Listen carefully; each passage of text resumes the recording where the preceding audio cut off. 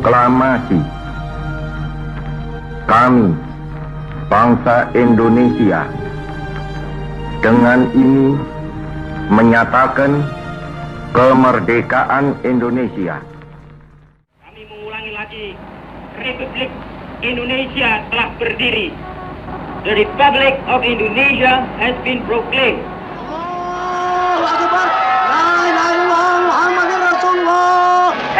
Indonesia merdeka! Indonesia merdeka!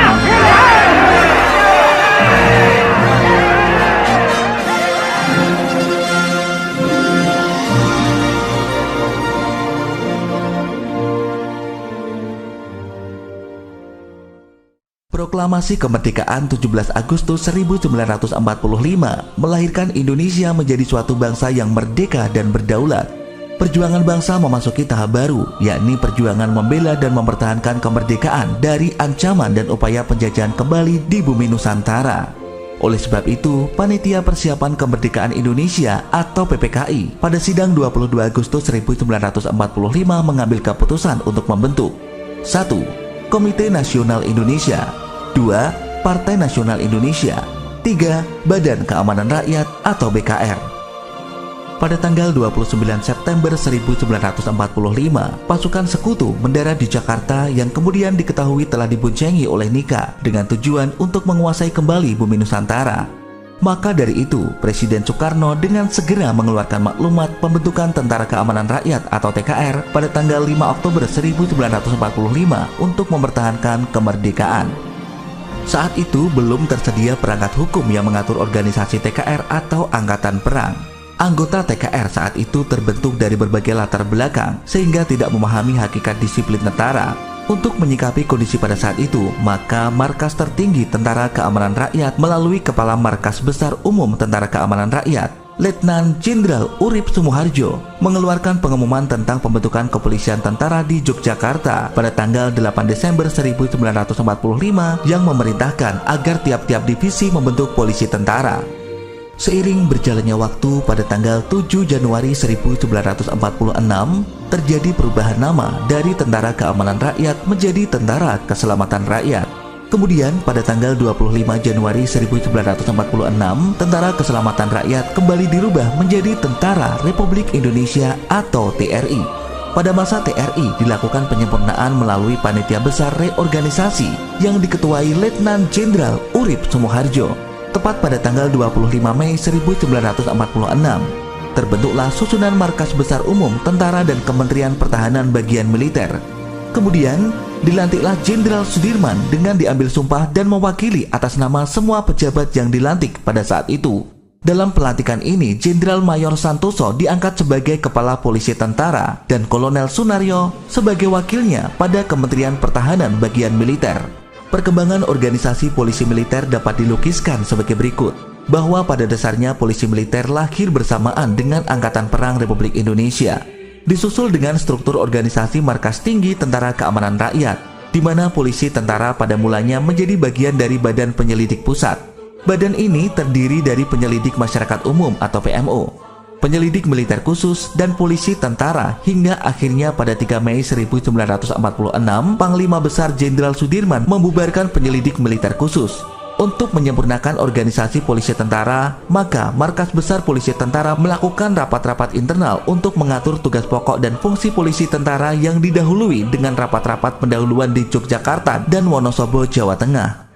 Kemudian pada tanggal 20 sampai dengan 22 Juni 1946 diselenggarakanlah konferensi polisi tentara Jawa Madura bertempat di Hotel Kopeng, Jawa Tengah. Peserta yang hadir pada saat itu terdiri dari unsur-unsur pimpinan polisi tentara Jawa Madura, antara lain Kapten Polisi Tentara S. Parman, Jenderal Mayor Polisi Tentara R. Santoso, Kolonel Polisi Tentara R. Prabu Sunaryo, Kapten Polisi Tentara M. C. Prayogo, Letnan 1 Polisi Tentara Sutoyo Siswa Miharjo, Kolonel Dr. Sucipto, dan dihadiri oleh pakar ahli bidang hukum diantaranya Profesor Mr. Dr. Supomo, perumus naskah Pancasila dan Undang-Undang Dasar 1945, Profesor Mr. Joko Sutono, Guru Besar Hukum Kepolisian, Mr. Sayyid Mangun Yudo. Di dalam konferensi Hotel Kopeng ini, para unsur pimpinan polisi tentara dan para ahli di bidang hukum merumuskan berbagai hal, antara lain pengertian polisi tentara, susunan organisasi, pembatasan kekuasaan dan wewenang, dan segi teknis lainnya. Dan pada tanggal 22 Juni 1946, para pimpinan Satuan Polisi Tentara bersama para ahli hukum telah menyepakati dan membentuk satu divisi Polisi Tentara Republik Indonesia dengan nama Divisi Gajah Mada. Divisi ini terbagi atas 3 resimen di Jawa dan Madura. Awal mula penggunaan nama Gajah Mada timbul dari gagasan Kapten S. Parman dan Letnan 1 Sutoyo Siswamiharjo, serta didukung oleh seluruh peserta konferensi. Dijelaskan bahwa Patih Gajah Mada adalah seorang tokoh yang berpengetahuan luas, pandai dalam berpolitik, serta ulung dalam strategi kemiliteran. Nama Gajah Mada akan mengingatkan kita tentang kejayaan Nusantara yang bersatu, makmur, aman tentram, megah berdiri di tengah peradaban, disegani oleh lawan, dihormati kawan, dan dicintai rakyatnya. Konferensi Kopeng selesai. Selanjutnya hasil permusyawaratan tersebut dilaporkan ke Markas Besar TKR dan Menteri Pertahanan Amir Syarifuddin. Setelah menimbang hasil permusyawaratan seluruh kepala polisi tentara Jawa Madura yang diselenggarakan di Kopeng, serta memperhatikan pertimbangan Menteri Pertahanan, maka pada tanggal 18 Juli 1946, Presiden Soekarno mengesahkan pembentukan Divisi Polisi Tentara Republik Indonesia.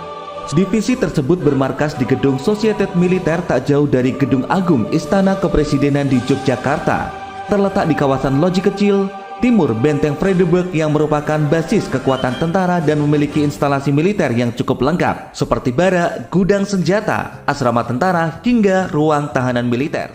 Ada 3 lokasi penjara di benteng ini, penjara tahanan politik, penjara perwira, dan penjara Tamtama dan Setelah Bintara. Tamtama Bintara biasanya taruh di sini.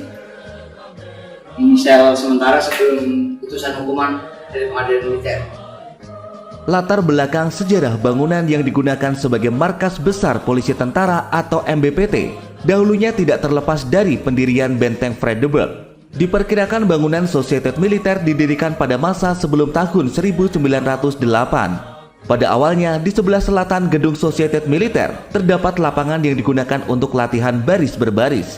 Di sebelah utara gedung Sosietet Militer merupakan kuburan Belanda. Kuburan ini diperuntukkan bagi mereka yang berpangkat perwira.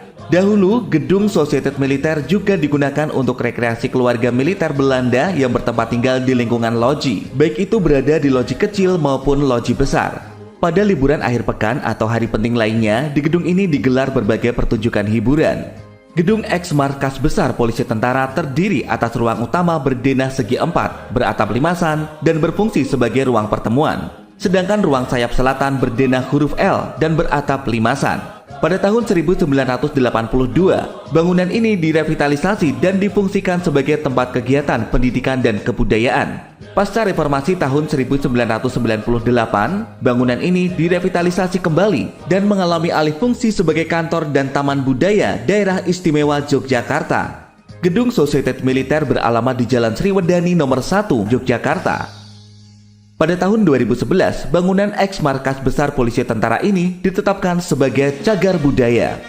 Selanjutnya pada tanggal 5 Oktober 1946, bertempat di alun-alun Yogyakarta, tepatnya pada hari ulang tahun Angkatan Perang Republik Indonesia yang pertama, Presiden Soekarno menyampaikan keputusan penganugerahan Panji kepada beberapa divisi angkatan bersenjata. Salah satunya adalah Divisi Satuan Polisi Tentara. Kemudian pada tanggal 20 Maret 1948, semua badan-badan kepolisian militer, polisi tentara, polisi tentara laut, dan pengawas Tentara Nasional Indonesia disatukan dalam wadah Korps Polisi Militer atau CPM yang sementara dipimpin oleh staf Angkatan Perang Komodor Udara Surya Dharma dan dilanjutkan Kolonel Gatot Subroto yang kemudian menjadi Gubernur Militer selaku Panglima Operasi Penumpasan PKI Madiun. Dan barulah pada tanggal 20 Mei 1959 dikeluarkan Skep Kasat nomor 340-5-1959 yang menetapkan bahwa tanggal 22 Juni merupakan hari jadi polisi militer. Dan pada tanggal 26 Mei 1959 sesuai SK Kasat nomor 363-5-1959 telah disahkan Panji Gajah Mada sebagai logo polisi militer. Dijelaskan oleh Panji Hanif Gumilang SEMM, Kurator Museum dan Tenaga Ahli Cagar Budaya Dinas Kebudayaan dan Pariwisata Kota Salatiga, bahwa Hotel Kopeng sebagai saksi bisu terbentuknya divisi Gajah Mada. Hotel yang didirikan pada tahun 1922 dahulu masuk dalam wilayah Afdeling Kota Salatiga merupakan bagian dari Onder Distrik Getasan. Hotel ini dirancang sebagai tempat wisata bagi orang-orang Belanda. Di sekitar tempat ini banyak didirikan wahana rekreasi bagi orang-orang kulit putih, di antaranya kolam renang, lapangan tenis, lapangan golf, tempat bermain kartu, dan gedung hiburan. Setelah kekalahan Belanda pada masa pendudukan Jepang, Hotel Kopeng dipergunakan sebagai markas dan rumah sakit bagi tentara Jepang. Ketika Jepang menyerah pada tahun 1945, hotel ini kembali ke tangan Mr. Buch. Kemudian tahun 1947, pada saat agresi militer pertama, Hotel Kopeng diambil alih oleh Belanda dan dijadikan sebagai tangsi militer Belanda, sehingga bangunan ini menjadi salah satu target untuk dibumi hanguskan para pejuang. Pada saat itu, Kopeng merupakan salah satu daerah pergerakan fisik para pejuang kemerdekaan Indonesia. Diceritakan beberapa orang pejuang dari Kopeng yang menjadi mata-mata dan membentuk jaringan kontak dengan Angkatan Darat, tertangkap oleh militer Belanda pada tanggal 12 November 1947.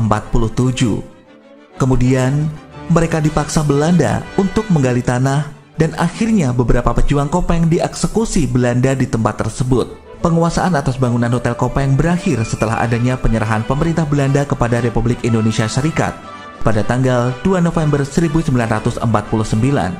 Setelah beberapa tahun kemudian, Hotel Kopeng dikuasai oleh Teritorium 4 Diponegoro dan dikelola oleh Puskopat Kodam 7 Diponegoro. Hotel Kopeng yang memiliki cerita sejarah cukup panjang ini sekarang menjadi salah satu bangunan bersejarah serta menjadi sarana pendukung objek wisata di wilayah Kopeng, Jawa Tengah.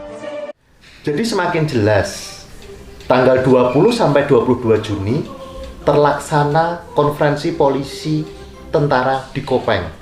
Saat itu Kopeng berada di Afdeling atau wilayah Salatiga. 3 minggu setelah itu, Presiden Soekarno pada tanggal 18 Juli 1946 mengeluarkan surat keputusan tentang pembentukan Satuan Divisi Polisi Tentara dan menetapkan 3 resimen di bawahnya. Hal ini akan meluruskan bahwa 22 Juni tidak ada kegiatan di alun-alun Yogyakarta karena penyerahan Pataka atau Panji kepada beberapa divisi diserahkan pada saat Hari Ulang Tahun Angkatan Perang Republik Indonesia yang pertama di alun-alun Yogyakarta 5 Oktober 1946. Di situ disebutkan salah satu penerima Pataka atau Panjinya adalah Divisi Polisi Tentara. Berikut adalah daftar Komandan Pusat Polisi Militer dari tahun 1946 sampai dengan 2022. Saat ini, Komandan Pusat Polisi Militer Angkatan Darat dijabat oleh Letnan Jenderal TNI Chandra Warsenanto Sukoco, MSc.